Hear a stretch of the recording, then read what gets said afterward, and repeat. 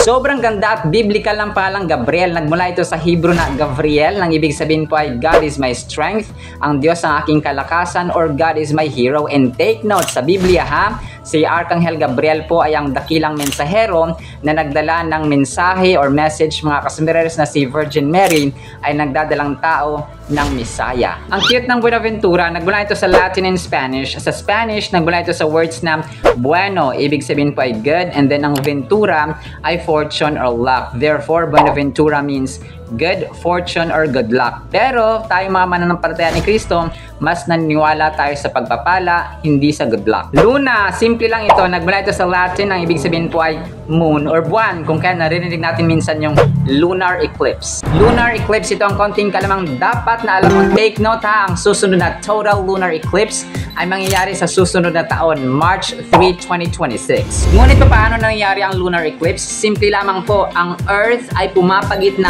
between Sun and Moon, na kung saan ay nagkakaroon ng shadow or anino, mga kasambres, across the lunar surface. Nakakatakot man, pero sinasabi ng ating Panginoon ay ganito, Joel 2:31, the sun shall be turned into darkness and the moon, yung buwan, mga kasambres, into blood, magiging dugo, no?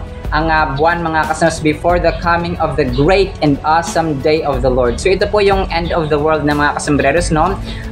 Nakakatakot na kasi sabi dito, magiging dugo ang buwan, mga kasambreros, at hindi na mag-iilaw, magiging total darkness na yung araw, mga kasambreros. Pero para sa atin na buhay ay meron pa po tayong panahon, no? So kung kailangan manampalataya tayo, tumalikod tayo sa kasalanan, and gawin natin yung kalooban ng Panginoon na makita at mabasa natin dito sa Holy Bible. That is why, let's read, love, and obey what's in the Holy Bible. Para mas masaya, palakihin ang mga bata sa turo ni Lord sa Biblia. Yan ang kaalaman at katotohanan ng dapat alam mo. Yay!